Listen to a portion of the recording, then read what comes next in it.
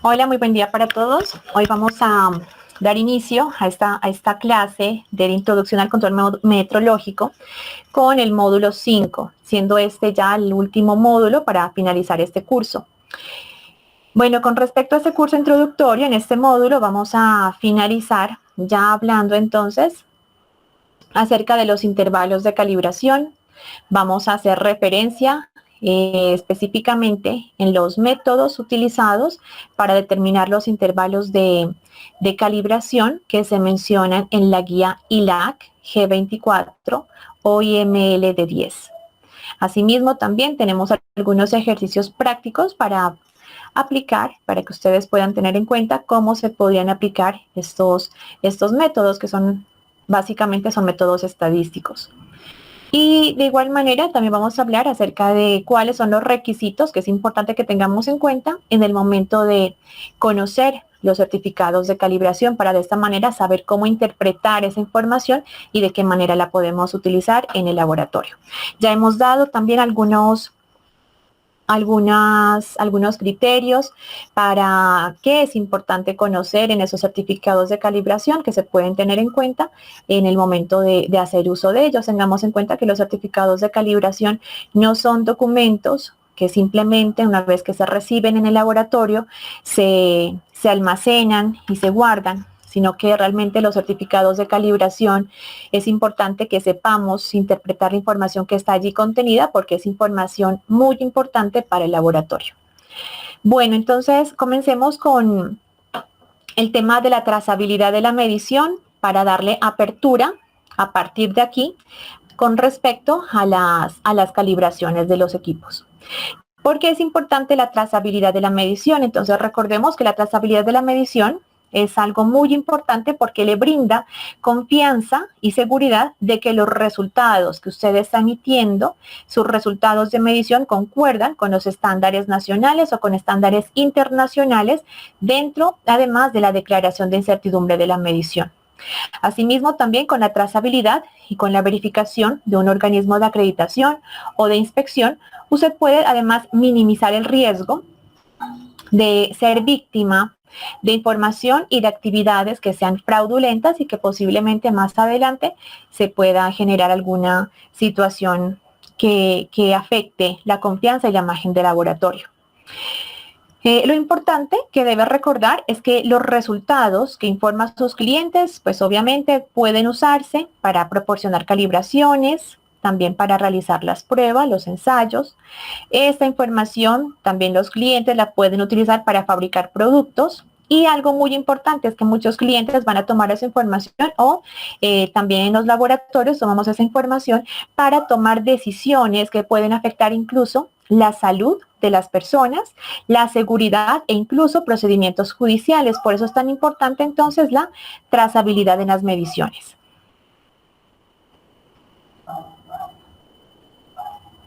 De igual manera, el trabajo que se realiza en el laboratorio, pues como sabemos, puede afectar entonces de manera significativa a la sociedad y por eso es tan importante que se tengan en cuenta esta trazabilidad en las mediciones. Bueno, las estimaciones de incertidumbre de medición, así también que usted publica en su alcance de acreditación o en los informes de ensayo y de calibración, se van a ver directamente afectados por esa trazabilidad metrológica. Por esa razón, entonces, cuando enviamos los equipos a calibración, sabemos, pues, como normalmente se recibe un informe de calibración cuando estos equipos son devueltos al laboratorio. En esos informes vamos a encontrar entonces las estimaciones de incertidumbre de medición que están asociadas con los resultados de medición que se han informado. Las estimaciones de incertidumbre en estos informes comúnmente se conocen como incertidumbre de calibración o también se conoce como incertidumbre estándar de referencia. Y esta incertidumbre estándar de referencia o incertidumbre de calibración es lo que se va a utilizar más adelante en los presupuestos de incertidumbre, para posteriormente hacer la estimación de incertidumbre de la capacidad de laboratorio y medición publicada en el alcance de acreditación.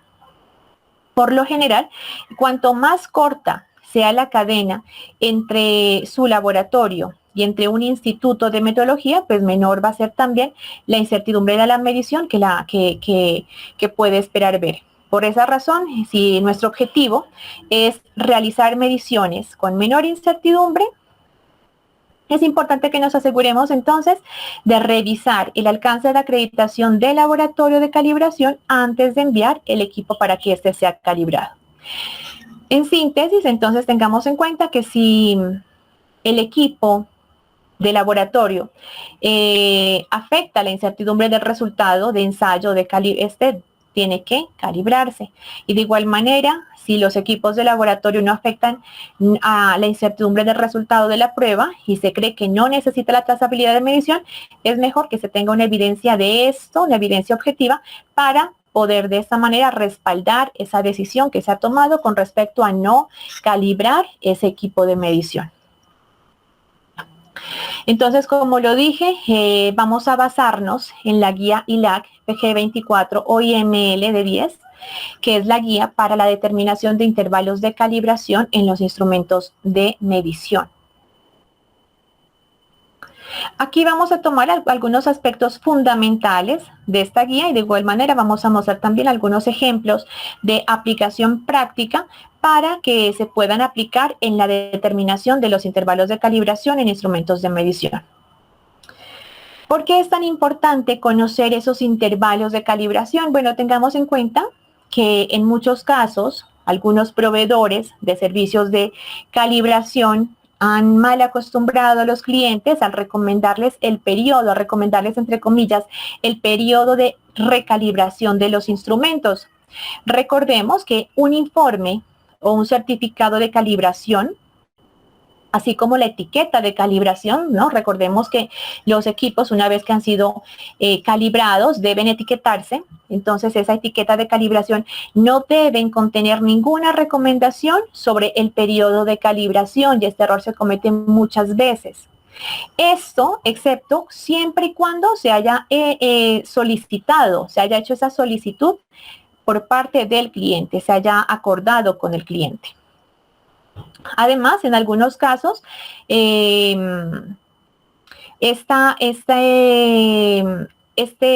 puede decir, este plazo o esta frecuencia de calibración, en algunos casos es recomendada por regulaciones legales. Aquí tengamos en cuenta que en el caso de que sea por recomendaciones legales, sí habría que determinar o evaluar ya de manera para cada caso, para cada tipo de equipo, en qué momento es conveniente tener en cuenta esas recomendaciones legales y cuándo no. Ya hay algunos equipos en los que sí requieren tener en cuenta esas recomendaciones legales para determinar el periodo de calibración. Otra costumbre que se tiene, que tampoco es muy buena con respecto al periodo de calibración, es lo que se llama, o también llamado, pues de manera incorrecta, como el periodo de vigencia de calibración. Una costumbre inadecuada es asignar un periodo de calibración inamovible de manera anual. Entonces decimos que esta calibración tiene que hacerse, no sé, en tal fecha, cada año, cada 6 meses, y ese periodo es inamovible sin tener en cuenta algunos factores, que es lo que vamos a mirar durante el desarrollo de este módulo. Ahora, este criterio tiene su origen en las condiciones que deben cumplir los fabricantes de instrumentos. Por lo general, los fabricantes de los equipos, cuando se entrega este equipo al laboratorio, por recomendaciones iniciales de los proveedores, se recomienda que los equipos sean calibrados antes de ponerse en actividad y un año después de haberse utilizado. Pero esas son las recomendaciones iniciales. Esas no son recomendaciones que vamos a tener en cuenta para toda la vida útil del equipo.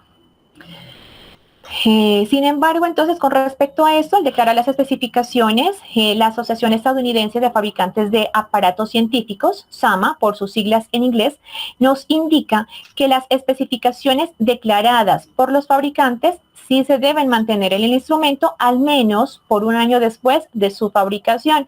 Luego ya es importante que tengamos en cuenta otros aspectos y otros factores para determinar de manera objetiva cuál sería el periodo o la frecuencia de calibración de los equipos.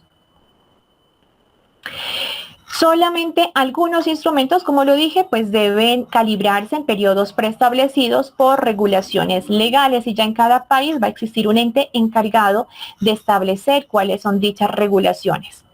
Entre los instrumentos que se encuentran bajo esta regulación pueden estar, por ejemplo, los sistemas despachadoras de gasolina y otros combustibles líquidos. También pueden estar presentes las básculas de mediano alcance, que están entre 20 kilos y 5 toneladas, las básculas de alto alcance, mayor a 5 toneladas, y también los taxímetros. Entonces, en esos instrumentos sí están preestablecidos los periodos de calibración por regulaciones legales de que deben calibrarse al menos una vez al año. Con respecto a la ILAC, ya hemos hablado anteriormente acerca de de lo que es la ILAC. Ahora hablemos de lo que es la OIML. La OIML es la Organización Internacional de Metrología Legal. Esa es una organización mundial cuyo principal objetivo se encarga de armonizar las regulaciones y los controles metrológicos que son aplicados por las autoridades nacionales, por los servicios metrológicos o también por otras organizaciones afines de sus estados miembros. La OIML se clasifica en diferentes categorías a partir de sus publicaciones. Entonces, las principales categorías de publicaciones que vamos a encontrar son las que se conocen como OIMLR, que son las de recomendación internacional. Estas son modelos de reglamentos que se encargan de establecer las características metrológicas requeridas de ciertos instrumentos de medición y que especifican los métodos y los aparatos para comprobar su conformidad. Los Estados miembros aplicarán a estas recomendaciones a la máxima medida posible. También encontramos los OIMLD, que son los documentos internacionales. Estos son de carácter principalmente informativo y están destinados a armonizar y a mejorar el trabajo en el campo de la metodología legal, como es el caso de esta guía, que es la OIMLD 10. Las guías internacionales OIMLG, estas también son de carácter informativo y están destinadas a dar las directrices para la aplicación de ciertos requisitos de la metodología legal. Y finalmente las publicaciones internacionales básico, que son las OIMLB, que definen las normas de funcionamiento de las diversas estructuras y sistemas de OIML, así como también de las recomendaciones, los documentos y las guías. Estas son elaboradas por comités técnicos específicos o también por subcomités que comprenden representantes de los Estados miembros.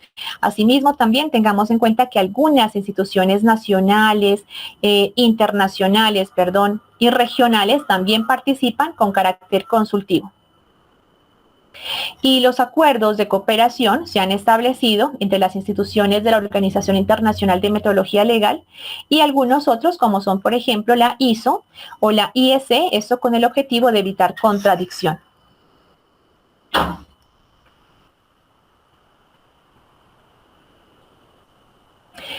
Los fabricantes y los usuarios de los instrumentos de medición de laboratorios de ensayo pueden aplicar simultáneamente las publicaciones de esta organización, de la OIML, y también los de otras instituciones. Estos documentos, las recomendaciones internacionales, los documentos, las guías y las publicaciones básicas se publican en inglés y en francés, las vamos a encontrar en esos dos idiomas y están sujetos siempre a una revisión periódica. Entonces es importante que nos aseguremos de que la información que estamos revisando es información vigente. Ahora, el propósito de esta guía, de la guía ILAC G24 OIML 10, es dar a los laboratorios, sobre todo durante la configuración del sistema de calibración, una orientación, es decir, que no es un debe, no es un requisito, no es algo que tengamos que cumplir, sino que es una orientación, como lo digo, es una guía para determinar la forma una orientación acerca de la determinación de la forma de los intervalos de calibración. Entonces son unas guías para poder establecer de manera objetiva y de manera de manera objetiva y de manera, se puede decir, apoyada, como lo vamos a mirar en datos, en información, cuáles serían esos intervalos de calibración.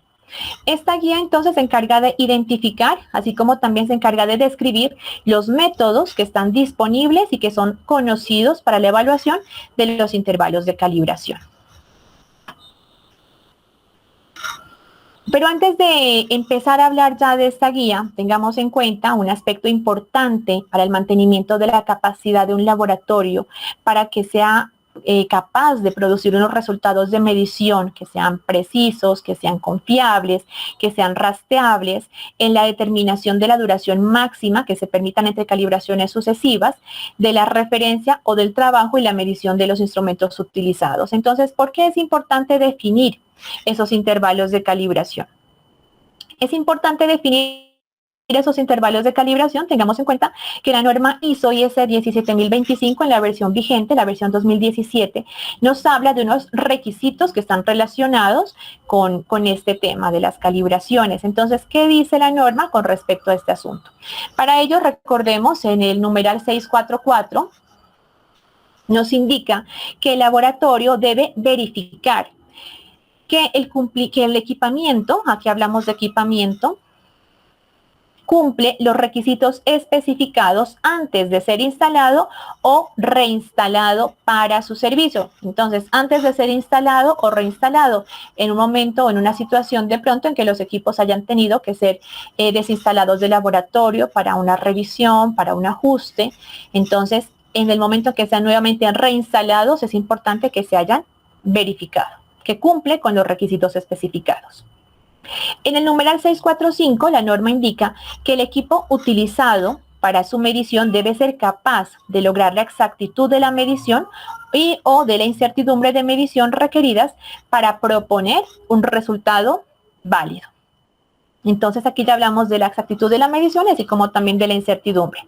Esos criterios que debemos asegurar en el aseguramiento metrológico y debemos considerar entonces unos intervalos de calibración que sean apropiados.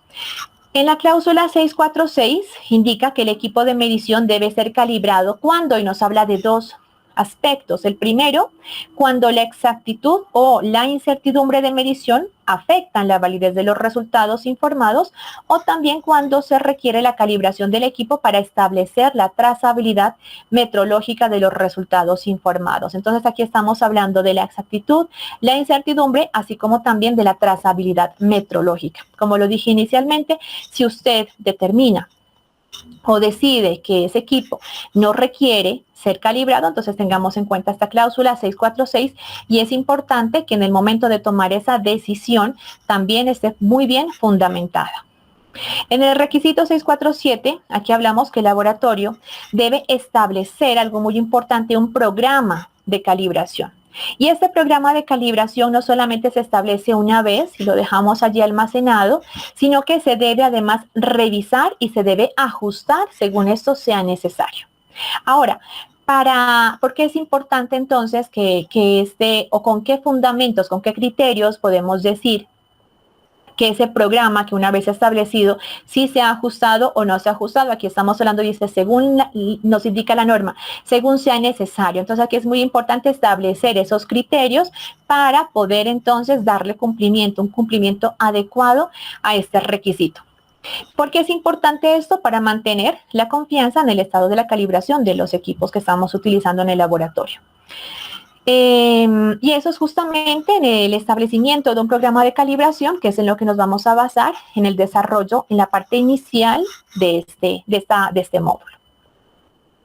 En el capítulo 648 indica además que todos los equipos que requieren una calibración o que tengan un periodo de validez definido se deben etiquetar, también se deben codificar o se deben identificar de alguna manera para permitir que el usuario de ese equipo sepa fácilmente el estado de calibración o el estado de validez de ese equipo. Y eso es muy importante, no solamente en el proceso de auditoría, sino también en el caso de los operarios, en el caso de los trabajadores, la persona o los profesionales analistas o quienes se encargan de hacer las mediciones en el momento de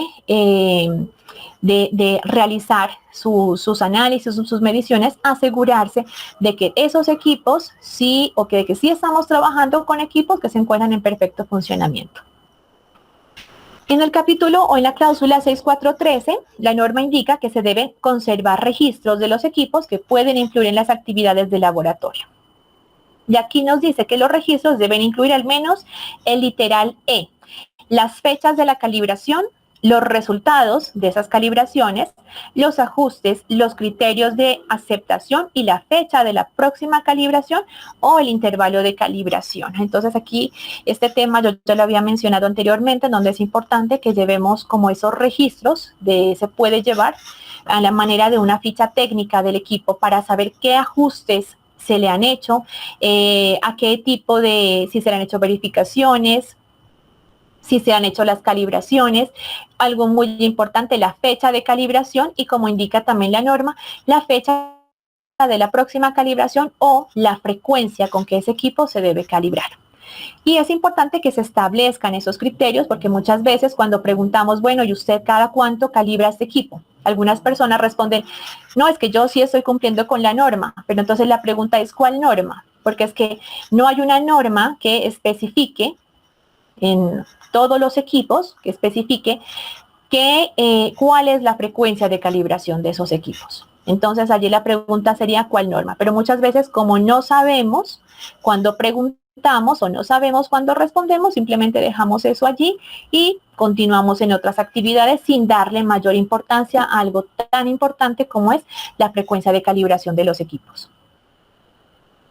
Aquí tengo yo una analogía, un ejemplo, y es que cuando se debe hacer el cambio de aceite en un vehículo. Entonces aquí yo tengo varias opciones, será cada 3.000 kilómetros, cada 5.000, cada 7.500 kilómetros, cada 3 meses, cuando el aceite ya parece que sale sucio, cuando la viscosidad del aceite cambia, cuando me acordé, ya voy por los 5.000 kilómetros y me había olvidado, pero uy, bueno, ahorita me acordé, entonces le cambio. Ahorita que tengo tiempo, le voy a cambiar el aceite. Entonces, lo mismo pasa muchas veces con los equipos, cuando le hacemos esa calibración al equipo. Entonces, aprovechemos ahorita que ya se redujo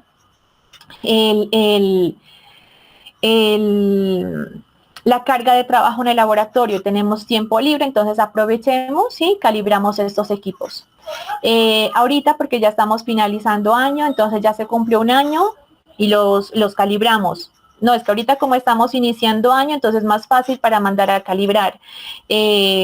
Bueno, cuando viene la auditoría, porque es una auditoría, no sé, de seguimiento o de reacreditación o de acreditación, entonces sí, para que el auditor cuando llegue encuentre todo en perfecto funcionamiento y no haya ningún hallazgo, ninguna no conformidad. Entonces allí sí mandamos todo a calibrar. Entonces ahí no, por eso es importante que establezcamos unos criterios para determinar esa frecuencia de calibración.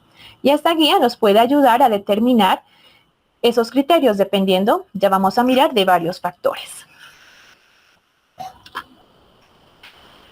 ¿Cuál es el propósito general de una calibración periódica? Bueno, aquí para mejorar la estimación de la desviación entre un valor de referencia y el valor obtenido utilizando un instrumento de medición y la incertidumbre en esa desviación en el momento en que el instrumento es en realidad utilizado.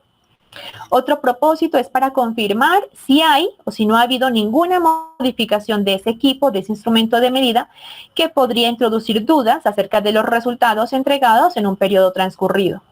También para verificar la exactitud del instrumento de medición, para tener confianza en los resultados de un instrumento de medición, para la puesta en marcha de un nuevo instrumento o después de haber sido reparado o modificado, eso es algo bien importante, para verificar también el funcionamiento de un instrumento que haya sufrido alguna exposición a condiciones adversas, que sepamos que de pronto ese equipo puede estar funcionando inadecuadamente. También es importante porque los resultados de muchos instrumentos tienden a variar con el tiempo. Entonces aquí estamos hablando de la deriva. Para que podamos establecer la trazabilidad de la medición y también para conocer el aporte a la incertidumbre del instrumento de medición. ¿Cuáles son los riesgos de no calibrar?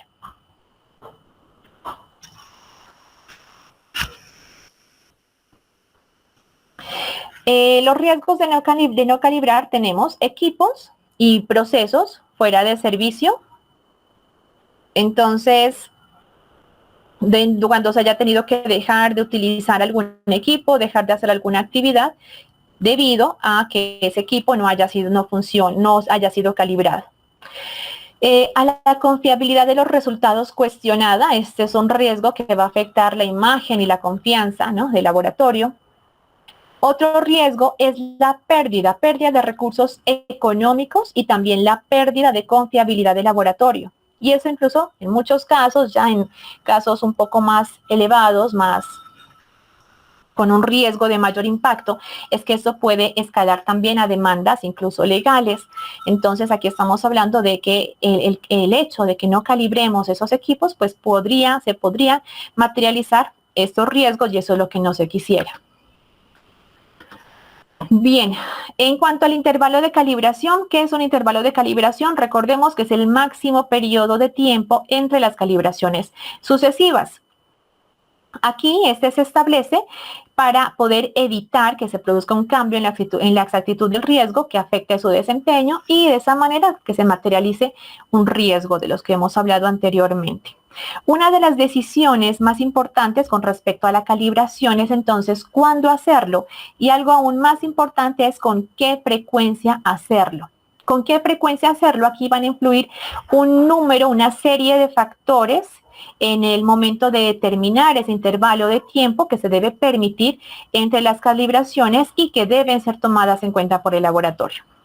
¿De qué factores aquí hablamos? Los más importantes son, primero, la incertidumbre de medida requerida o declarada por el laboratorio, el riesgo de un instrumento de medición superior a los límites del error máximo permitido cuando este equipo está siendo en uso y no sabemos que eso esté pasando, el costo de las medidas de correcciones necesarias cuando se ha comprobado que el instrumento no era apropiado sobre un largo periodo de tiempo, lo que va a constituir también en reprocesos, en pérdidas económicas, en la pérdida de la confiabilidad del laboratorio. También va a depender del tipo de instrumento, como ya dijimos, también de la deriva, es decir, de la tendencia propia del equipo al desgaste, de las recomendaciones del fabricante, de la extensión y la severidad de uso. Tengamos en cuenta que hay equipos que, por recomendaciones del fabricante puede decir que se debería hacer una calibración dentro de un año, 12 meses después, pero si usted sabe que este equipo es utilizado con mucha frecuencia, bajo ciertas condiciones de pronto que pueden afectar el funcionamiento del equipo, de pronto que este equipo no se utiliza directamente en el laboratorio, sino que hay que retirarlo muchas veces, de pronto por parte de la competencia del personal, que el personal sí sea competente para la manipulación, para el uso de ese equipo. Entonces, dependiendo de esos factores con respecto a las extensiones y la severidad del uso, vamos a tener en cuenta también aquí el intervalo de calibración. Algo muy importante, como lo había dicho anteriormente, son las condiciones ambientales. Aquí estamos hablando de condiciones climáticas como temperatura, humedad, presión, pero también estamos hablando de vibraciones, de radiaciones ionizantes, estamos hablando de polvo. Entonces, todas estas condiciones ambientales van a afectar de manera adversa a los equipos. Entonces, es importante que esas condiciones ambientales, como ya lo habíamos dicho anteriormente, de acuerdo con el capítulo 6.3 de la norma, es importante que se identifiquen, se registren y además se controlen. De igual manera, también vamos a tener en cuenta esas condiciones ambientales para determinar esos periodos de calibración. También otro factor es la frecuencia de verificación cruzada contra otros patrones de referencia o instrumentos de medida. De pronto aquí ya estamos mirando que hay una falencia. Si le hacemos un seguimiento, ya miramos que de pronto puede estar cercano a que haya un error, a que incluso sobrepase ese error máximo permitido. Entonces, antes de que esto ocurra, vamos a tener esto como factor para la determinación de los intervalos de calibración. y también el grado al cual están capacitados el personal de laboratorio. Es importante que el personal de laboratorio tenga la competencia técnica suficiente para la manipulación y uso de los equipos de medición.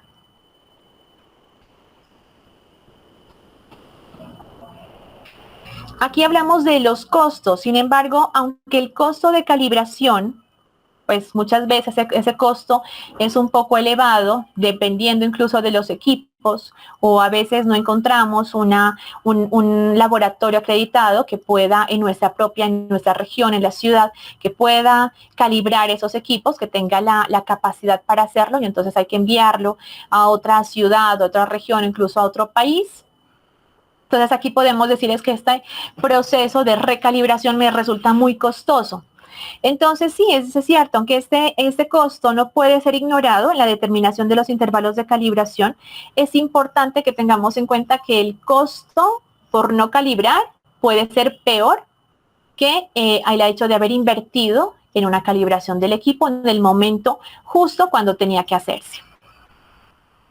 ¿Por qué? Porque en el momento en que no se haya calibrado el equipo, pues esto sabemos que va a aumentar las incertidumbres de medición y esto va a afectar también el laboratorio, los resultados en términos de calidad. Los servicios de medición pues también se van a ver afectados y esto puede afectar, como ya lo dije, la confianza y la imagen del laboratorio.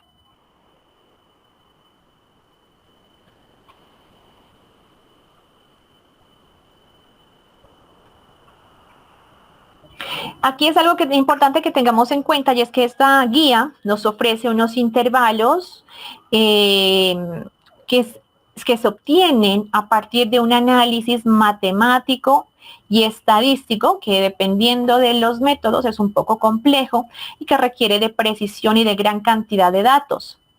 Pero es un acercamiento a la realidad porque tengamos en cuenta, como ya lo dije antes, aquí miramos algunos factores que van a afectar ese intervalo de calibración. Entonces es importante que todos estos se analicen para poder entonces determinar con mayor claridad o con mayor exactitud ese intervalo de calibración.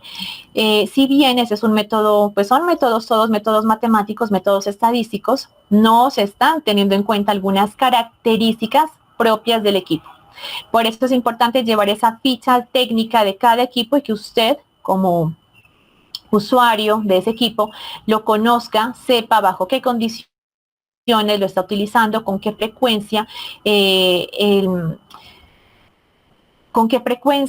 la extensión que se le da en el uso de ese equipo para poder también determinar esos intervalos de calibración. Bueno, aquí ¿qué pasa si los intervalos de calibración son muy cortos? Que eso puede generar altos costos. También podría generar una menor disponibilidad de los equipos, porque esos se están calibrando.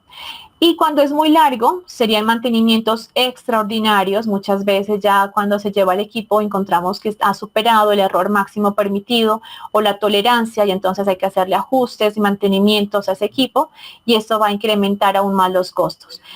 Puede también aumentar la pérdida de la confiabilidad. La pérdida de confiabilidad del laboratorio cuando son muy largos, porque ya lo dije, en caso de que esté generando resultados que no son confiables, o también de pronto la menor consecuencia sería un reproceso. Pero eso también, como ya internamente, puede también afectar en los recursos económicos para el laboratorio. En cuanto a los métodos se pueden usar para seleccionar un intervalo inicial de calibración y los reajustes a esos intervalos se van a hacer después sobre la base ya de la experiencia. Por eso lo digo, es importante que cada uno conozcamos esos equipos que estamos utilizando. Y los resultados de las distintas calibraciones es importante que se recolecten. Esa información que se obtiene a partir de los certificados de calibración es importante que se estudien, que se interpreten y que además la mantengamos disponible para conformar una base de datos históricos, porque es con esa información con la que vamos a trabajar para la implementación de estos métodos estadísticos. Y así poder determinar o poder ajustar futuros intervalos de calibraciones de los instrumentos. En cuanto el ajuste de los intervalos de calibración, este debería servir para optimizar el balance de riesgos y también el balance de costos asociados, como ya lo dijimos, en los procesos o en los periodos de calibración. De igual manera, también las desviaciones encontradas en la recalibración de los instrumentos pueden mostrar en muchos casos que aumentar los intervalos también es posible sin que esto pueda implicar aumentar costos, pero esto ya es específico para cada uno de estos equipos y teniendo en cuenta también estos factores que mencioné anteriormente. Algo importante que menciona la guía es que los métodos desarrollados por el laboratorio o los métodos adoptados por los laboratorios se pueden utilizar si son apropiados y si esos métodos han sido validados. Y el laboratorio debe seleccionar cuáles son los métodos apropiados para definir esos intervalos de calibración y además esos métodos deberían documentarse para tener claro cuáles son los criterios para poder implementar ese método. Asimismo, también la guía nos sugiere que el laboratorio tenga un adecuado sistema para garantizar el funcionamiento y el estado de calibración de los instrumentos que se han utilizado entre calibraciones. Aquí nos remite al numeral 6410, que dice que cuando sean necesarias las comprobaciones intermedias para mantener confianza en el desempeño del equipo, estas comparaciones se deben llevar a cabo también con un procedimiento. Entonces, esta información también debe estar debidamente documentada. Bueno, usualmente se definía el intervalo de calibración a partir de unos intervalos fijos. Esos intervalos fijos, como ya lo dije inicialmente, que puede ser de manera inamovible, ya sea de manera anual o 2 veces al año, cada 6 meses. ¿Cuáles son las ventajas? Bueno, esto tiene unas ventajas, pero también tiene unas desventajas. Una ventaja, pues, es obviamente la facilidad de la implementación, porque son intervalos o periodos que son inamovibles. Es fácil de recordar, es fácil de programar, fácil de registrar y no requiere formación en el personal. ¿Cuál es la desventaja? Que aquí corremos el riesgo de utilizar equipo que está fuera de calibración. En caso de que este riesgo se haya materializado, tenemos que recurrir a reprocesos. Y otra desventaja es que el equipo se ha calibrado muy seguido cuando esa calibración se podría ampliar un poco más y se podrían reducir esos costos económicos en el laboratorio.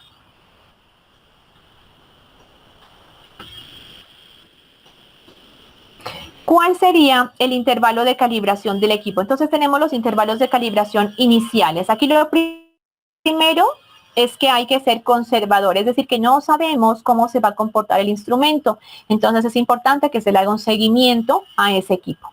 No se sabe con qué se va a encontrar y por eso es importante que se recopilen la suficiente cantidad de datos para que a partir de esa información, de esos datos disponibles, confiables, podamos entonces determinar cuáles serían los intervalos de calibración. Entre los factores a considerar están las recomendaciones del fabricante, como ya lo dije, también las recomendaciones de los Institutos Nacionales de Metrología, el uso que usted le está dando a ese equipo y las condiciones bajo las cuales usted está utilizando ese equipo. De pronto podemos encontrar que ese equipo ha sido utilizado bajo condiciones adversas o condiciones que no son adecuadas, condiciones que no están adecuadamente controladas. Entonces allí es importante tener claros esos factores porque sí pueden intervenir en los intervalos de calibración. La incertidumbre de medición que se requiere, el error máximo permitido y también la disponibilidad de los datos. En el factor de riesgo de medición tenemos un valor que dentro de los límites de tolerancia se han medido por un sistema como que está fuera de la tolerancia establecida por especificaciones o un valor fuera de los límites de tolerancia y que este se ha medido como un sistema que sí está dentro de la tolerancia establecida por especificaciones. Entonces, por eso es importante que se tengan en cuenta los factores para evitar que se cometan que se materialicen estos riesgos. La decisión inicial en la determinación del intervalo de calibración se basa en los siguientes factores. Primero, bueno, tenemos las recomendaciones del fabricante del instrumento, como ya habíamos dicho, los errores máximos permitidos. Los instrumentos pueden ser menos fiables de lo esperado. El uso no puede ser como se preveía. También tenemos que la deriva determinada por la recalibración de los instrumentos puede mostrar que la calibración puede tener intervalos largos, eso sin aumentar los riesgos. En algunos casos los instrumentos son tratados de manera individual o en grupos.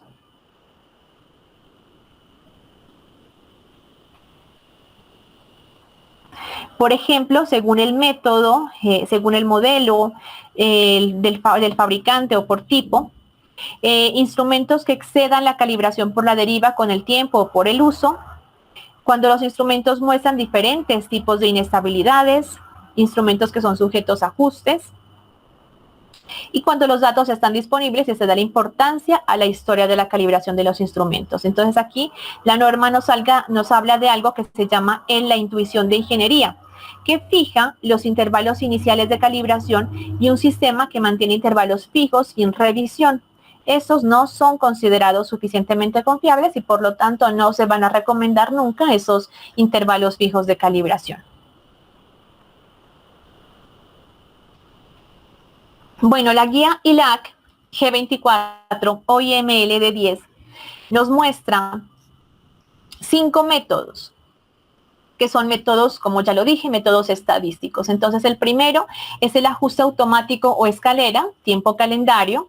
El segundo, gráfico de control, tiempo calendario. El tercero, tiempo en uso. El cuarto método son los controles en servicio o ensayo de caja negra. Y el quinto nos habla ya de una introducción, una recopilación en general de otros enfoques estadísticos. Comencemos entonces con el método inicial, método 1, denominado ajuste automático o escalera. Entonces, en este caso nos habla la guía que cada vez que un instrumento se calibra de forma rutinaria, el intervalo posterior se va a extender si se encuentra dentro de por lo menos, por ejemplo, un 80% del error máximo permitido que se requiere para la medición, o se puede reducir si se constata que este está fuera de este margen de error. Entonces, al hablar de ese 80% es un ejemplo. La guía nos sugiere ese 80%, nos está hablando de una banda de seguridad para evitar que cuando se sobrepase ese error máximo permitido, entonces se lleva a calibración. Entonces, hablamos de esa banda de seguridad. Cuando se encuentra dentro de ese 80%, se puede aumentar o extender un poco ese tiempo de calibración, pero si ya se ha excedido ese 80%, entonces ese tiempo de calibración ya tiene que evaluarse, tiene que reducirse, tiene que realizarse. ¿En qué consiste este método? Entonces, bueno, como lo miramos aquí en el gráfico, primero se va a calibrar el instrumento, porque es importante que yo tenga ya resultados de calibraciones anteriores. Luego voy a comparar el error obtenido contra un criterio. Puedo también, como lo veremos en el ejemplo más adelante, usar como criterio el cambio en el error. ¿Cuánto cambió el error con respecto a la calibración anterior? Y comparo el cambio o el error obtenido en la calibración contra el error máximo permitido del equipo o la tolerancia. Este error máximo permitido lo podemos ver como una tolerancia del proceso. Y entonces aquí yo me pregunto, si ese error se encuentra dentro de la tolerancia, es decir, dentro de, por ejemplo, como lo dice la norma, esa banda de seguridad, un 80%, entonces establezco el 80% como la banda de seguridad para saber si el error se encuentra dentro de ese error máximo permitido.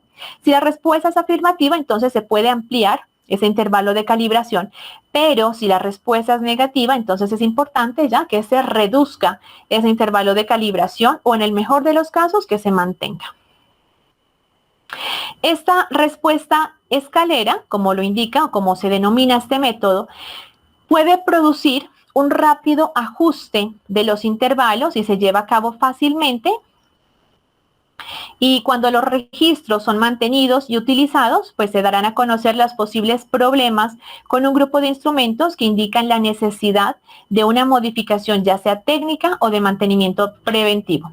Una desventaja de este sistema de tratamientos puede ser que es difícil mantener la carga de trabajo de calibración suave y equilibrado y que requiera una planificación anticipada detallada, porque es importante que siempre se estén haciendo una verificación para evitar llegar a esa banda de seguridad del 80%.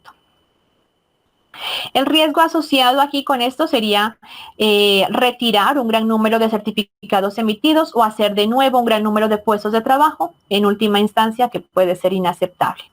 A manera de ejemplo de este método, tenemos aquí un historial de calibraciones para un sensor de temperatura. Entonces, el ejemplo 1 nos habla historial de calibraciones de un sensor de temperatura tipo K que se usa en el laboratorio para registrar la temperatura de la nevera de almacenamiento de muestras. Entonces, aquí miramos el primer año el error que se obtuvo y lo comparo contra el segundo año y estimo la diferencia entre estos dos periodos de calibración, es decir, en el año 1 y en el año 2, y encuentro que la diferencia está muy por debajo del error máximo permitido. Tomando como criterio aquí, miramos el 80%. Entonces aquí miramos que el cambio del error fue de 0.002 y el error máximo permitido está en 0,01. ¿Qué hago? Entonces, como miro que está muy por debajo, entonces en ese primer análisis concluyo que puedo duplicar el periodo de calibración. Si tenía el periodo de calibración con una frecuencia de 1 año, entonces yo lo puedo pasar a 2 años, es decir, que calibraría al año 4. En el año 4, entonces, se calibra nuevamente ese instrumento y la variación con respecto al segundo año fue de negativo, el cual también está por debajo del 80% del error máximo permitido, que es el criterio que se ha establecido inicialmente. Y hago un segundo análisis, entonces como sigue por debajo, puedo duplicar ese periodo de calibración. Entonces calibraría ya ahora en 4 años duplicando, es decir, que voy a calibrar ahora en el año 8. En el año 8, calibro nuevamente y miro que la variación del error con respecto a la calibración anterior ya está superando, en este caso, el 80%. Incluso está superando el error máximo permitido, siendo la diferencia de 0,014 y el error máximo permitido de 0,010. Entonces, en este caso, ya hago el tercer análisis y reduzco ese periodo de calibración y lo pasé, pero se puede pasar a 2, ¿no? Bueno, en este caso, entonces, al reducirlo, yo en este caso lo reduzco en 3 años, sin embargo, se podría también reducir en 2 años, dependiendo ya de las decisiones y de los criterios que se hayan establecido inicialmente en el laboratorio. En este caso, como ejemplo, se hace nuevamente la calibración en el año 11, después de haber reducido ese periodo de calibración. Se calibra nuevamente el instrumento y encuentro que la variación con respecto al año 8, que fue el año anterior, sigue estando por encima del error máximo permitido, y como sigue por encima, nuevamente superando ese error máximo permitido, entonces es importante que nuevamente se haga una reducción de ese periodo de calibración. En este caso, lo voy a reducir en 2 años. Entonces se calibraría nuevamente en el año 13, y se encuentra que en este caso si ya la variación es inferior al 80%. Como miramos, en el año 13 tengo en negativo menos 0,004 y el error máximo permitido con el 80% es de 0,01. Por lo tanto, aquí podría concluir que puedo ampliar el periodo de calibración. Sin embargo, que es importante con base en qué criterios tomar esas decisiones, si ampliar o no ampliar este periodo de calibración. Teniendo en cuenta los ajustes anteriores, pues aquí lo más adecuado es que no se amplíe, ¿no?, ese estado de calibración. Por eso es importante que se haga un registro para poder evaluar todos esos análisis y con base en ello ya poder tomar decisiones. ¿Qué ventajas y qué desventajas presenta este método? Entre las ventajas es que son intervalos que están basados en datos, es información ya información recolectada, información histórica, es fácil de implementar, como ya lo dijimos, y que requiere poca experiencia del personal. Las desventajas es que puede haber respuesta a eventos de calibración individuales, no va a ser una calibración colectiva de cada equipo, sino que depende de cada equipo, del uso y de los factores que pueden afectar para cada equipo, pueden dar respuesta en cuanto a los procesos o a los intervalos de calibración. Es difícil mantener la carga de trabajo de calibración de manera ordenada y balanceada porque ya lo dije, pues va a depender de la respuesta de cada equipo. Se puede usar equipo fuera de calibración porque si no se le está haciendo un seguimiento adecuado a esa información, a esos datos, podemos correr ese riesgo. En caso de que se materialice ese riesgo, pues habría que hacer un reproceso. Y eso puede también generar otros riesgos como ya hablamos. Y otra desventaja es que el equipo puede calibrarse de manera muy seguida. Entonces, por eso es importante no solamente tener en cuenta toda esa información matemática, esos datos, sino que además tengamos en cuenta todos los factores que pueden afectar ese intervalo de calibración de los equipos. El método 2 se denomina gráfico de control calendario-tiempo. Este método 2, aquí en este método, los gráficos de control es una de las herramientas más importantes de control estadístico de la calidad. En principio, funciona de la siguiente manera. Aquí tenemos los puntos de calibración significativos, son elegidos y los resultados se van a representar de manera gráfica en función del tiempo. A partir de estas parcelas, tanto la dispersión de los resultados y la deriva se calcula. La deriva debe ser ya sea la deriva media de un intervalo de calibración o en el caso de los instrumentos muy estables, la deriva durante varios intervalos. Entonces, el método consiste en que primero vamos a calibrar, obviamente pues se calibra el instrumento. Estos métodos parten de que tengo un historial ya de calibraciones, como lo dije en el método 1. Se seleccionan, aquí vamos a seleccionar los puntos críticos de calibración. Es decir, si uso, por ejemplo, una balanza para pesar de manera rutinaria 5 gramos de una muestra y yo no uso esa balanza para pesar otras cantidades diferentes, entonces, de manera hipotética, yo podría decir que mi punto crítico para esa balanza van a ser los 5 gramos. Luego voy a graficar los resultados de calibración obtenidos contra el tiempo.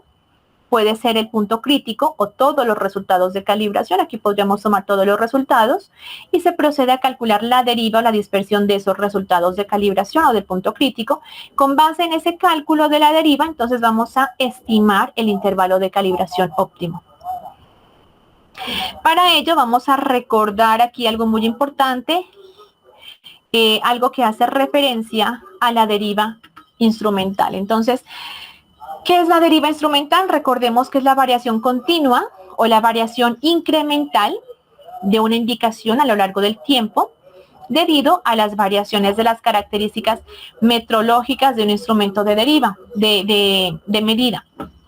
Recordemos que todas estas definiciones, ¿no?, de lo que se utiliza en la metrología, ya lo habíamos hablado en los módulos anteriores. Es importante que todas esas definiciones las tengamos muy claras porque es información que ahorita ya estamos implementando. Entonces, aquí en esta presentación tenemos una fórmula para determinar el intervalo de calibración con base en la tolerancia o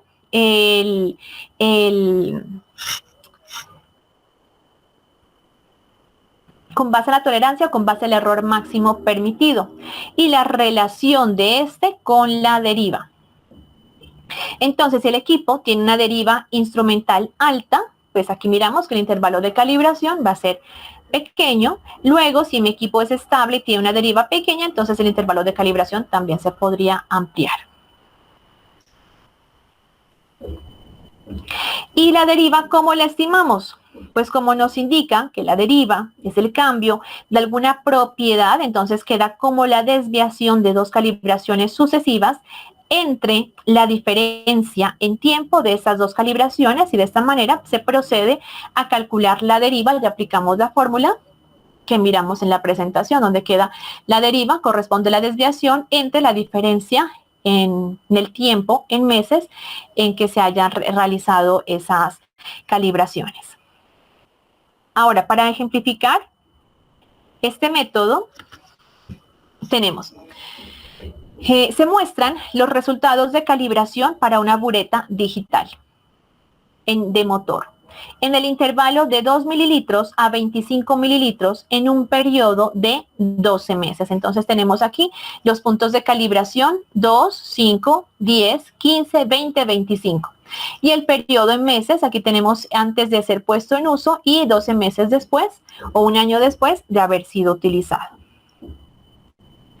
Bueno, en el caso de las buretas, aquí por lo general, bueno, pues procedemos hay varios puntos de calibración, ¿no? Entonces podemos utilizar todo ese intervalo, todos esos puntos de calibración, o podemos elegir, como ya lo dije, un punto de calibración para hacer los análisis.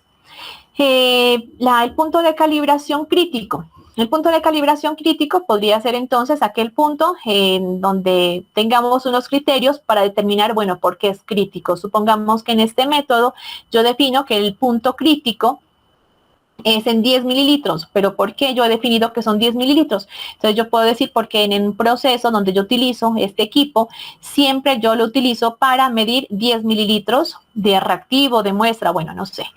Entonces por eso lo determino como un punto crítico de calibración. Pero aquí podemos observar algo bastante interesante, y es que al hacer el gráfico de esos puntos de calibración, observamos en el punto 12, ¿no? En el periodo 12 de calibración, es decir, en el segundo periodo de calibración, miramos que en el punto 10 hay un pico muy alto, es decir, donde hay una mayor diferencia entre los valores en el error que hemos tenido, ¿no? Entre un punto y otro en esos dos periodos de calibración.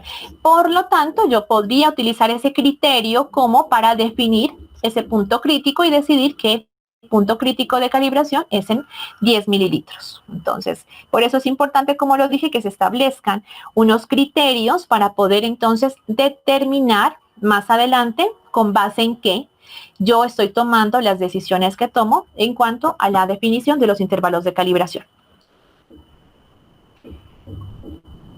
Bueno, una vez yo he hecho el gráfico de esos intervalos de calibración, de los puntos de calibración con respecto al error, procedemos entonces al cálculo de la deriva. Aquí voy a calcular la deriva en todos los puntos, o ya he calculado la deriva en todos los puntos de calibración. Entonces, como el cambio entre el error de las dos calibraciones sobre el periodo de calibración, que en este caso es de 12 meses. La deriva vendría en este caso en unidades de mililitros por meses. Al calcular la deriva en cada punto de calibración, yo me doy cuenta que efectivamente, como lo miré en el gráfico, en el punto de 10 mililitros es en donde se ha presentado una mayor diferencia de deriva, una mayor diferencia de error por parte del instrumento. Luego voy a aplicar la fórmula para determinar ese intervalo de calibración. Entonces, en este caso, yo tengo que, de acuerdo con la fórmula, dice desviación. Deriva es igual a desviación sobre la diferencia del tiempo en meses. Entonces, aquí yo he tomado la desviación 0.020 mililitros como el error máximo permitido. Pero ¿por qué he tomado yo ese valor? 0.020 mililitros. He tomado ese valor como el error máximo permitido porque lo he obtenido a partir de la norma NTC ISO 8655-2014, que habla de los equipos volumétricos accionados mediante pistón en la parte 3. Habla de las buretas tipo pistón y allí me está indicando que el error máximo permitido para este equipo es de 0.020 mililitros. Entonces aplico la ecuación y de acuerdo a esto me indica que el resultado corresponde a 27 meses. Es decir, que el máximo intervalo de calibración es de 27 meses. Aquí este valor corresponde justamente al máximo intervalo de calibración, el máximo. Entonces yo de este valor no debería pasarme. Pero, como lo dije antes, pues es un cálculo matemático, un cálculo estadístico que no ha tenido en cuenta otros factores. Obviamente, bueno, que esos resultados del error pues sí pueden verse influenciados por otros factores, como por ejemplo, obviamente la deriva, el uso del equipo que se le está dando, la extensión de ese equipo. Entonces, puede ser una buena opción.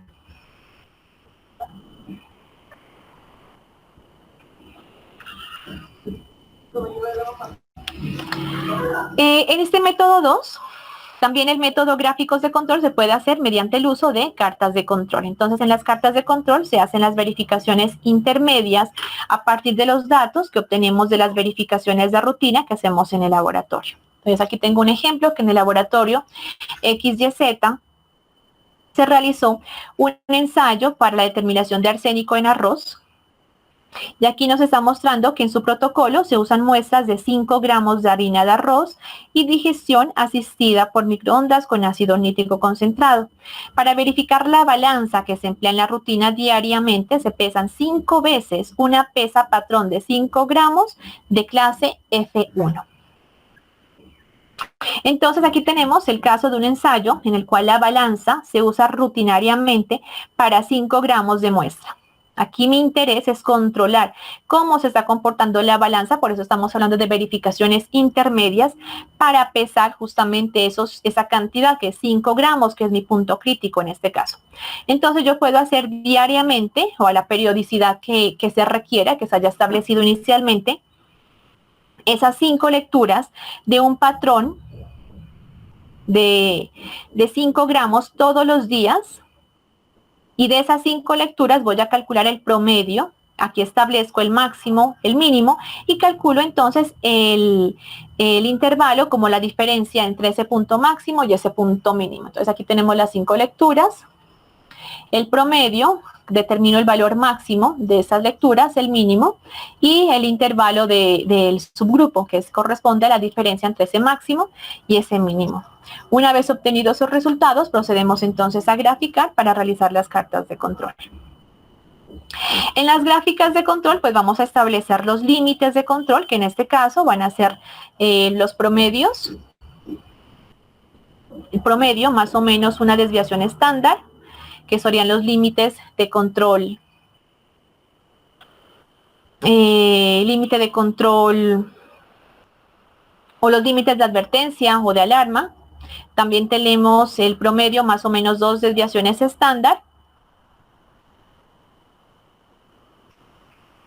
Y el promedio, más o menos 3 desviaciones estándar. Entonces esos límites me van a permitir controlar el comportamiento del instrumento a lo largo del tiempo.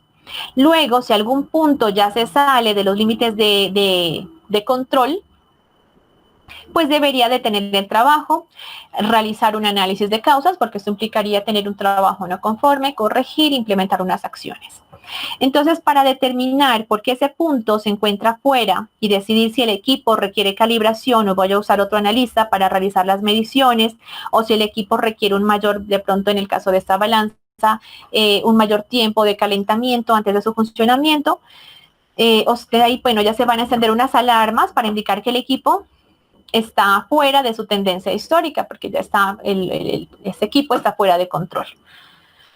Entonces, en este caso, esta gráfica de control me indica situaciones fuera de los límites de 3 desviaciones estándar, indican señales de que el equipo de medición está fuera de calibración. Y en este caso, en este segundo ejemplo, aquí estoy mirando situaciones fuera de control que pueden indicar ya sea la falta de control en las condiciones ambientales o también en la competencia del personal, incompetencia del personal. En este caso, aquí se ha graficado los intervalos calculados a partir de la diferencia entre el valor máximo y el mínimo de cada serie de 5 réplicas y caracterizo la carta de control nuevamente con los límites mencionados. Y esos resultados me dan unas indicaciones de alteración de condiciones ambientales que no están suficientemente controladas, que debería de pronto investigar un poco más acerca de esas condiciones ambientales, investigar si la balanza presenta unas situaciones de pronto de estática debido a los cambios en cuanto a las condiciones climáticas, temperatura, humedad u otros factores para poder determinar o para poder implementar las acciones. Ahora, ¿cómo yo puedo saber cuando se están generando esas situaciones de alarma. ¿Cómo puedo interpretar esas cartas de control? Entonces la guía ILAC G24 referencia para el análisis de cartas de control un libro de análisis de procesos en donde se mencionan 4 reglas para el análisis de cartas de control que se denominan como reglas WSO, que son las señales de acción. ¿En qué consisten estas reglas? Entonces la primera regla, la regla 1, me indica que es una señal de alarma cuando cualquier punto que caiga fuera de los límites 3 desviaciones estándar, como en este caso. Entonces ya me está indicando en estos 2 puntos que son señales de alarma donde se deben tomar acciones. La regla 2, cuando 2 de 3 puntos consecutivos se encuentran fuera de 2 desviaciones estándar, pero aún dentro de los límites de control. Entonces aquí tenemos el límite de control superior y el límite de control inferior. Se encuentran dentro, sí, pero cuando 2 de esos 3 puntos se encuentran fuera, 2 de esos 3 puntos se encuentran fuera de 2 desviaciones estándar. Entonces, en este caso también es una señal de alarma. La regla 3, cuando 4 de 5 puntos consecutivos se encuentran por fuera del límite de una desviación estándar en el mismo lado de la línea central. Y la regla 4 es cuando una serie de 9 puntos consecutivos se encuentran sobre el mismo lado de la línea central. En este caso, todos estos puntos se encuentran dentro de este lado de la línea central, entonces eso también es una señal de alarma. Como ya lo dije, bueno, esta es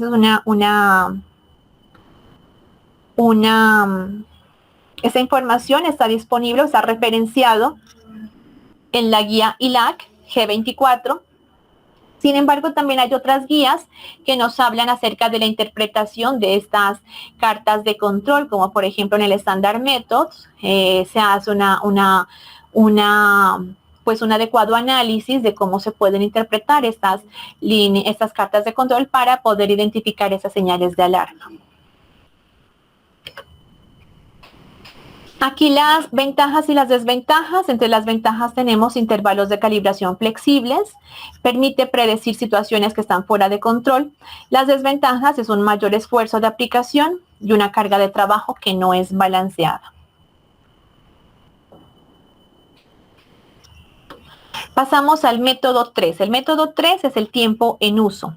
Esta es una variación de los métodos anteriores, de los métodos 1 y 2. Aquí el método está equipado con un indicador de tiempo transcurrido y se devuelve para la calibración cuando el indicador alcanza un valor especificado. Entonces el método consiste, aquí como ya lo dije, el instrumento se equipa con un indicador de tiempo que se encarga de registrar el tiempo real de uso y el instrumento se calibra cuando se alcanza ese error máximo permitido o la tolerancia máxima, y el tiempo de calibración sería por el tiempo en el cual se alcanzó ese error máximo permitido o esa tolerancia. Entre los ejemplos que nos indica la guía para aplicar este método están, por ejemplo, los termopares utilizados a temperaturas extremas, los probadores de peso muerto para el gas, palpadores de medio de presión, es decir, instrumentos que pueden estar sujetos a desgaste mecánico. Aquí para este ejemplo yo he tomado como referencia el uso de un espectrofotómetro, puesto que en los espectrofotómetros o algunos espectrofotómetros llevan un conteo de uso en las lámparas. Entonces he tomado como referencia este ejemplo para aplicaciones de ejemplo para poder mostrar cómo se podría aplicar este método. Entonces, para estimar el periodo de calibración de un espectrofotómetro visible, el cual se usa exclusivamente para llevar a cabo la determinación de nitritos en agua, periódicamente se hace una verificación de la longitud de onda de 536 nanómetros empleando como referencia un filtro de vidrio con óxido de olmio. En cada verificación se va a registrar el tiempo de uso. Este tiempo lo vamos a verificar en horas, acumulado de la lámpara y la longitud de onda obtenida en nanómetros para la referencia. Y se grafica el error contra el periodo de uso acumulado. Entonces, bueno, aquí tengo ese monitoreo en un punto crítico y determino en el que la longitud de onda, en qué longitud de onda aparece esa absorbancia de 536 nanómetros. Aquí tengo el tiempo en meses, el máximo error permitido, el error máximo permitido que es de 0,01 nanómetros y el error que se ha observado en esas determinaciones. Entonces, cada valor que se obtiene lo vamos a graficar contra el tiempo en uso que se lleva acumulado hasta el momento. Entonces, aquí se debe tener en cuenta el riesgo, que no, lo que no queremos es justamente, ¿no? Aquí tenemos este error máximo permitido, la tolerancia. Lo que no queremos es que se sobrepase o que se exceda esa máxima, ese error máximo permitido, tolerancia de este equipo. Entonces, aquí lo que puedo hacer es implementar, como en el caso del método 1, una banda de seguridad, en donde podría establecer, por ejemplo, un 80% del error máximo permitido y a partir de ahí entonces ir a contabilizar las horas de uso para evitar que se exceda o que se sobrepase ese error máximo permitido de 0,01. Entonces, en este caso, teniendo en cuenta aproximadamente ese 80%, esa banda de seguridad, puedo concluir cuál es la próxima calibración para este equipo. Entonces, aquí, teniendo en cuenta ese 80%, yo podría concluir que la próxima calibración para ese equipo podría estar alrededor de 36 meses. Ese sería el punto en el cual se alcanza el 80% del error máximo permitido. ¿Qué ventajas tengo con el uso de este método? No se requiere personal muy experimentado. El monitoreo de los equipos se lo puede realizar en uso. El número de calibraciones es función de la duración del periodo de uso. Es algo muy importante. Las desventajas, el espectro de uso limitado, porque no todos los equipos se pueden equipar con un contador de tiempo en uso. Es costoso el uso de estos temporizadores o de la supervisión del personal. Es difícil de predecir el tiempo límite de calibración, porque se puede sobrepasar, ¿no? ese error máximo permitido. El riesgo de que se esté utilizando el equipo fuera de calibración, lo que igual podría conllevar a unos reprocesos. Entonces, estas serían las desventajas.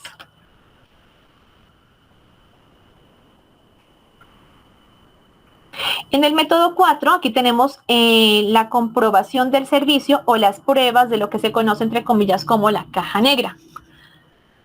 Entonces, esta es una variación también de los métodos 1 y 2. Los parámetros críticos aquí son revisados con frecuencia, una vez al día o incluso más a menudo, mediante un equipo portátil de calibración o preferiblemente por un recuadro negro compuesto específicamente para comprobar los parámetros seleccionados.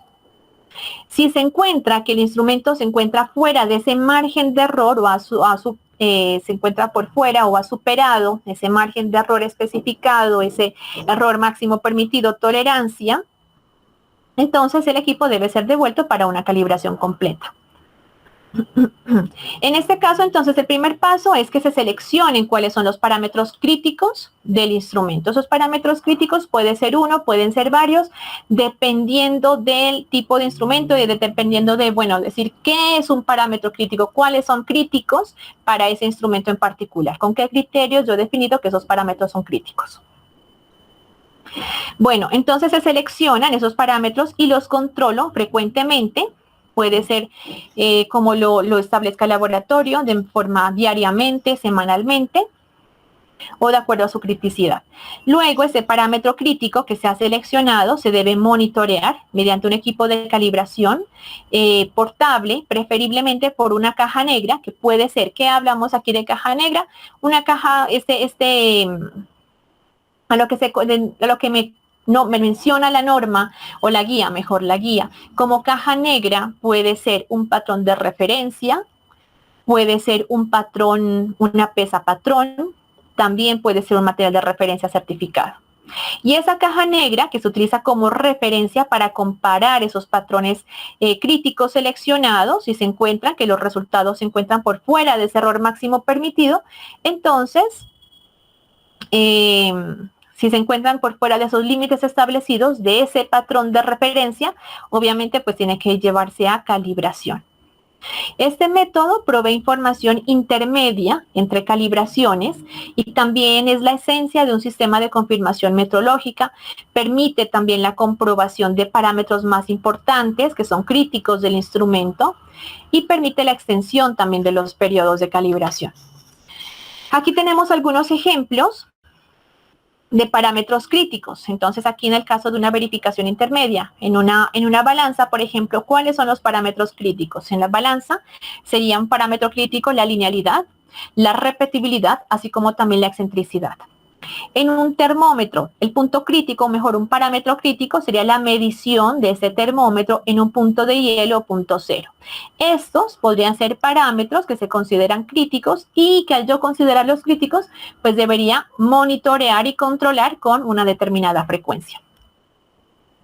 Aquí voy a presentar un ejemplo sin asociarlo a algún instrumento en específico, sino que simplemente muestro las verificaciones intermedias dadas a partir de ese instrumento. Entonces aquí tenemos los límites, vienen dados por el equipo patrón que estoy usando. Cuál es su tolerancia o el error máximo permitido y el punto en el que se encuentra ese punto máximo permitido corresponde el intervalo de calibración. Entonces sería un riesgo llegar a ese punto crítico en donde se esté sobrepasando ese error máximo permitido o tolerancia. Lo adecuado sería entonces, como lo hice anteriormente, agregar una banda de seguridad que podría ser como ejemplo del 80% del error máximo permitido tolerancia de ese patrón o esa caja negra para evitar ese riesgo de sobrepasar ese error máximo permitido tolerancia. Pero la banda de seguridad depende del equipo, de su estabilidad, también depende de la deriva del equipo y es importante que entonces para ello conozcamos ese equipo para determinar ese factor o esa banda de seguridad. ¿Cuál sería el porcentaje del error máximo permitido tolerancia? Y al haber hecho ya ese análisis, entonces puedo ya tomar una decisión. En este caso, seguiría en servicio en el número 42, ese equipo. Aquí el equipo pues estaría claramente fuera de servicio a los 42 meses. Aquí miramos que el intervalo de calibración más adecuado para ese equipo estaría alrededor de unos 36 o 38 meses antes de que se supere la banda de seguridad que yo haya aplicado para ese equipo. Entre las ventajas y las desventajas de este método tenemos las ventajas que son para instrumentos complejos, es una ventaja, la disponibilidad del instrumento y que es un método más confiable. Y entre las desventajas, la dificultad para establecer parámetros, la dificultad en diseñar esa caja negra, cuál sería la caja negra que me permita hacer esas determinaciones y que puede ser un método ambiguo, características de la caja negra y pueden estar variando. Finalmente tenemos, como lo indica la norma, la guía, el método 5, otros enfoques estadísticos que se emplean herramientas estadísticas complejas, generalmente un software específico para los equipos. La ventaja es que se puede utilizar para grupos de instrumentos y las desventajas que implicarían unos costos más elevados y también una formación avanzada del personal. La guía nos muestra además una comparación de métodos y nos está indicando entre las variables de confiabilidad, esfuerzo de aplicación, la carga de trabajo equilibrada, la aplicación con respecto a dispositivos particulares y la disponibilidad de los instrumentos para cada uno de los métodos. Entonces tenemos que ningún método es ideal para toda la gama de instrumentos existentes, entonces es importante que dependiendo del tipo de instrumento, pues vamos a mirar qué método sería el más adecuado para implementar. Por otra parte, también hay que señalar que el método elegido será afectado por el laboratorio si tiene la intención de introducir mantenimiento planificado y también pueden haber otros factores que han afectado la elección del método de laboratorio. Y el método elegido a su vez también puede afectar de alguna forma los registros que deben conservarse y además esto ya es decisión del laboratorio determinar qué método va a utilizar y también ya es responsabilidad del laboratorio de que acepte las consecuencias que eso también podría generar porque tengamos en cuenta que son métodos estadísticos. Entonces aquí vamos a tener en cuenta no solamente esas mediciones matemáticas que hacemos, sino todos los factores que pueden estar afectando a su equipo. ¿Qué conclusiones podemos sacar con respecto a la frecuencia de calibración? Bueno, primero que el número de calibraciones tiene que ser el mínimo suficiente, pero es necesario invertir una adecuada cantidad y calidad de datos. A partir de allí, entonces ya procedemos a utilizar cualquiera de estos métodos. Y la inversión, tengamos en cuenta que retorna a través de la reducción de costos por soporte y por desempeño. Segundo, que existen diversos métodos que son apropiados para cada responsable de la función de la gestión metodológica para evaluar con mayor exactitud la estimación de los intervalos de calibración que están basados en ingeniería, algoritmos y en la teoría de estimación estadística. Otra conclusión es que la integración de una lista de intervalos de calibración iniciales por grupos de instrumentos por parte de toda la comunidad del Sistema Nacional de Calibración puede ser muy útil para poder asignar ese intervalo de calibración inicial a un grupo de instrumentos y comparación del desempeño de los diferentes instrumentos de cada fabricante. Y por último, es que es importante que como ya lo dije, determinar ese intervalo de calibración, es importante que conozcamos el equipo. ¿Y quién mejor que el personal de laboratorio que de manera conjunta identifiquen cuáles sean los criterios para conocer cuál sería entonces el mejor intervalo de calibración de sus equipos? Pasamos a la última parte, la segunda parte ya de este módulo, que corresponde a la interpretación de los certificados de calibración. Aquí recordemos ¿qué es un certificado de calibración? Un certificado de calibración es un documento que establece una relación entre los valores medidos con el patrón, con los medidos en el objeto a calibrar y sus incertidumbres de medición asociada. Eso es un certificado de calibración. ¿Cómo se emite? Este certificado se puede emitir de manera física en papel, de manera electrónica, copia electrónica y programa electrónico. En papel, que es el formato más común y tradicional, con la firma de autorización en el documento, eso es bien importante. Esos documentos deben estar firmados por la persona responsable, quien tenga la autoridad de aprobar y emitir ese certificado de calibración. Copia electrónica, aquí el formato más conocido en cuanto a la copia electrónica es el formato PDF. Este incluye el escaneo del documento en papel o en casos aún más elaborados en formato PDF, pero con firma digital electrónica. Entonces es importante que siempre obviamente esté firmado por la persona encargada. Y el programa electrónico, aquí el certificado es emitido en forma ya sea de un archivo o un programa que permite obtener incluso los resultados de calibración a partir de la indicación del instrumento. ¿Cómo se pueden expresar esos resultados de calibración? Entonces, esos resultados de calibración se pueden expresar de diferentes formas, como lo miramos en esta presentación, a partir de unas tablas con los respectivos datos, pero también los podemos encontrar mediante una función, un diagrama o una curva de calibración. Entonces, dependiendo del equipo, dependiendo del método de calibración, la forma como se expresan esos resultados de calibración también va a ser diferente. Lo importante es que obviamente los resultados de la calibración, pues obviamente se encuentren dentro de ese documento, dentro de ese certificado de calibración. ¿Qué requisitos específicos deben tener los certificados de calibración? Entonces, dentro de los requisitos específicos, aquí estamos hablando de unos requisitos de forma, que son los requisitos más generales, y unos requisitos más específicos, que son los de fondo para los certificados de calibración. En cuanto a los requisitos más generales, aquí hablamos, o los requisitos de forma, estamos hablando de, por ejemplo, el Sistema Internacional de Unidades, ¿no? Por eso hablamos inicialmente del Sistema Internacional de Unidades, en donde tengamos en cuenta las reglas en cuanto al uso de ese Sistema Internacional de Unidades. Los certificados de calibración deben tener el respectivo logo de laboratorio que realizó la calibración de los equipos. Entonces, por ejemplo, aquí tenemos algunos ejemplos en cuanto a los logos y tengamos en cuenta que en cuanto a los logos también hay unas directrices para el uso de esos logos.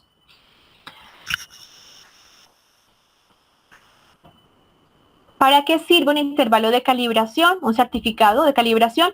Los certificados de calibración sirven porque son la evidencia de la trazabilidad metrológica. Entonces, los certificados de calibración sirven para evidenciar esa trazabilidad metrológica. También son evidencia de calibración. El certificado de calibración constituye una evidencia que demuestra que el instrumento ha sido calibrado para de esta manera evidenciar la calibración del equipo. Esta evidencia es muy importante porque lo exigen diferentes normas, ¿no? Como ya sabemos, además de la 17025, está la 9001, 14001, 45001, entre otras. Entonces, todas esas solicitan que los equipos sean calibrados. Así como también otras normas y regulaciones que exigen que el equipo esté calibrado. También para las correcciones, porque se puede usar la información sobre el error de medición de las lecturas del instrumento en relación al patrón para corregirlas y de esa manera asegurar su trazabilidad con una incertidumbre apropiada. Aquí es importante además que se trabaje con la corrección, como ya hemos dicho antes.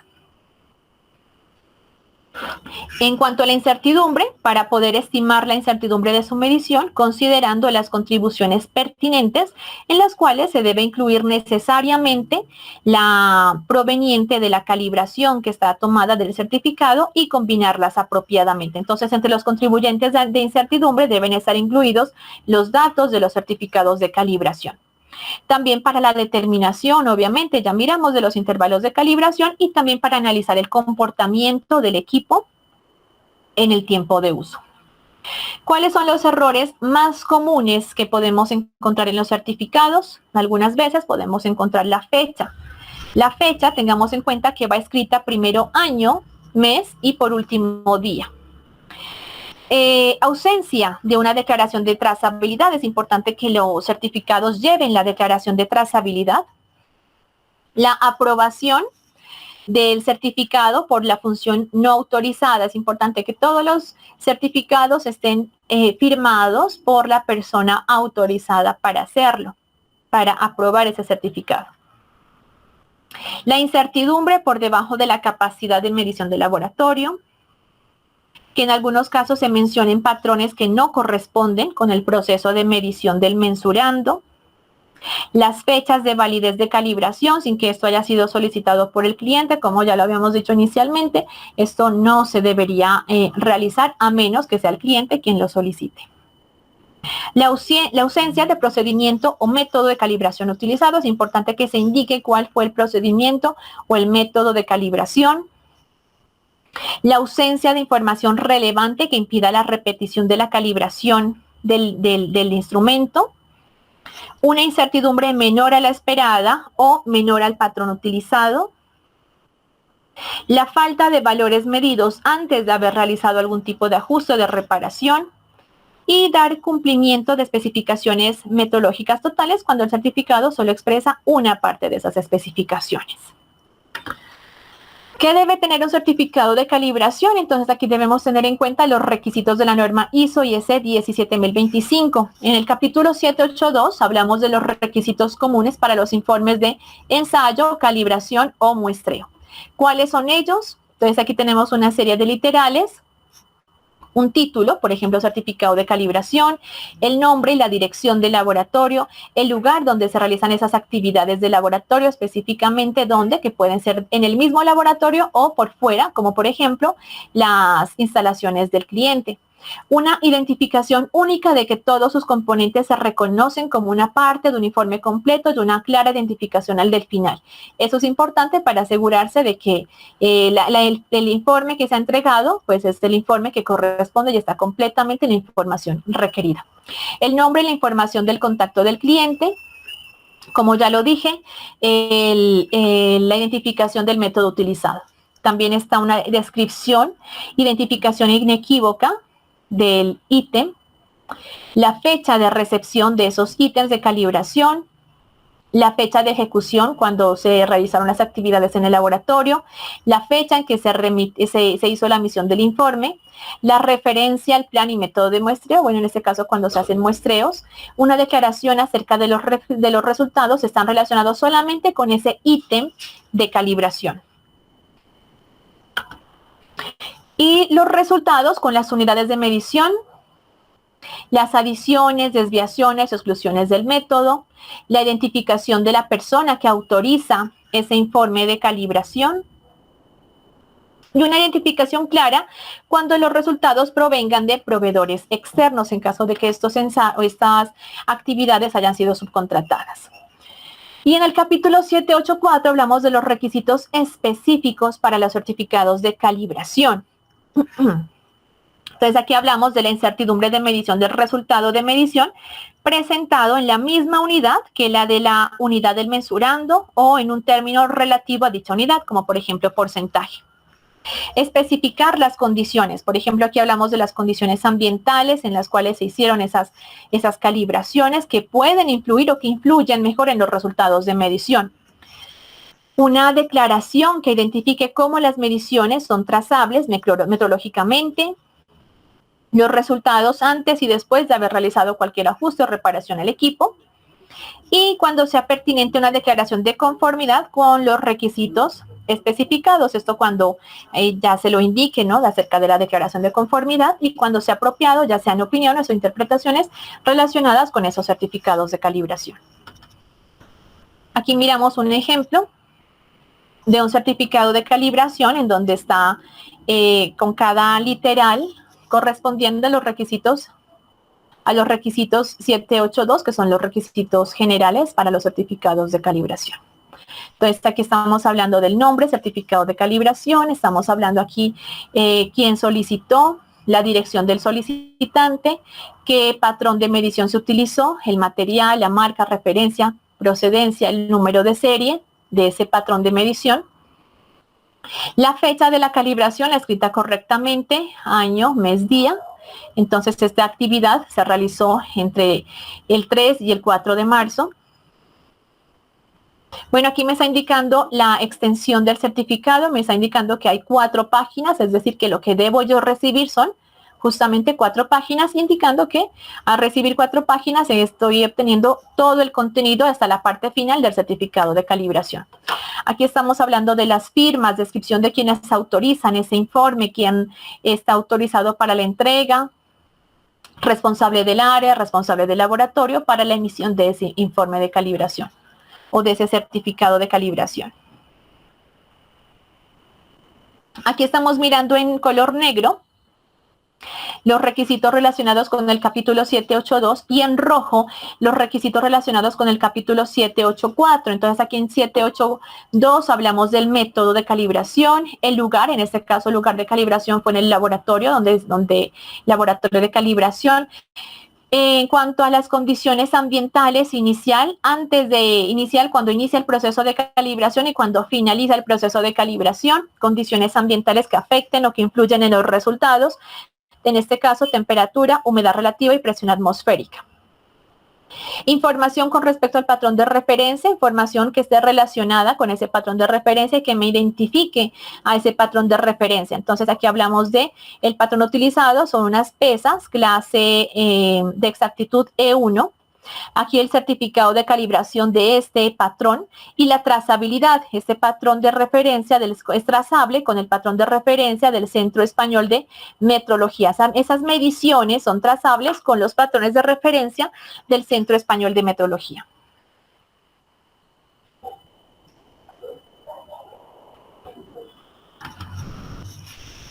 Bueno, en este caso, aquí en la identificación hace una referencia y se discrimina con los asteriscos. Bueno, aquí no se alcanzan a mirar con los asteriscos en la identificación.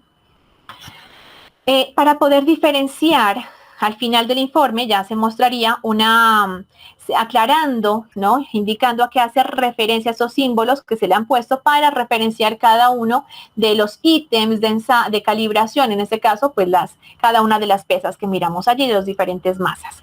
Lo importante es que se identifiquen de una manera clara e inequívoca. Luego ya se muestra también el resultado. Aquí miramos el resultado más el error, la incertidumbre, ¿no? Y el máximo error permitido para ese valor nominal, para esa masa, para esa, en este caso, esta pesa, en el primer caso, de 1 miligramo. Entonces, esta información, ¿para qué me sirve? Aquí debemos tener en cuenta ya el error, el valor del error, más la incertidumbre y evaluar si ese resultado está excediendo o no el del error máximo permitido. Entonces, en el primer caso tenemos el error, que es 0,001 más la incertidumbre 0,002 y eso es igual a 0,003. En el primer caso tenemos que el error máximo permitido es de 0,006, no excede ese error máximo permitido.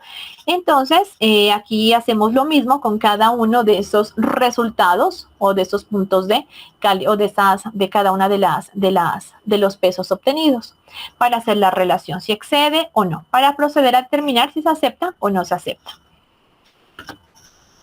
Aquí se muestra la parte final del certificado, indicándome que ya aquí con eso entonces finaliza el certificado, que es la página 4.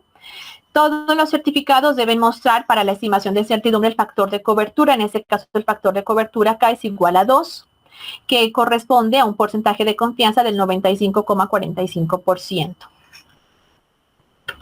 Bueno, entonces una vez ya hayamos hecho esta revisión inicial del certificado, procedemos a revisar de qué manera podemos utilizar toda esa información que se entrega en el certificado en el laboratorio.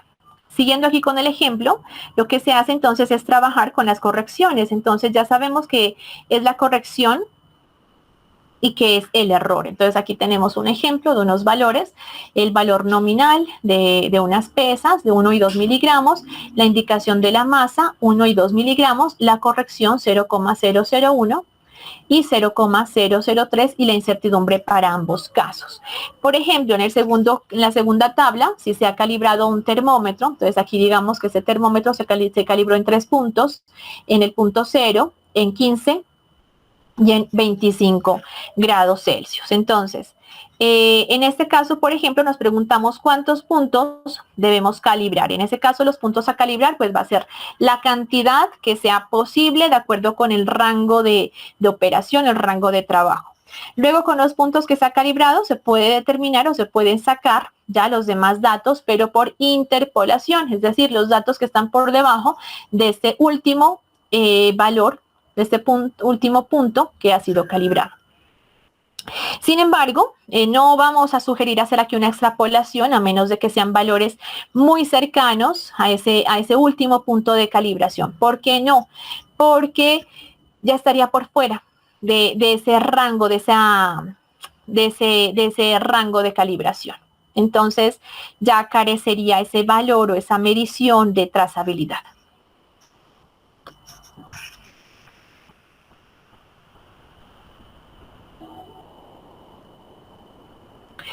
Bueno, una vez que hayamos realizado el proceso de calibración de los instrumentos, una vez que hayamos revisado ese informe, que hayamos entendido cómo se puede usar esa información, entonces nos preguntamos que si esa calibración es conforme.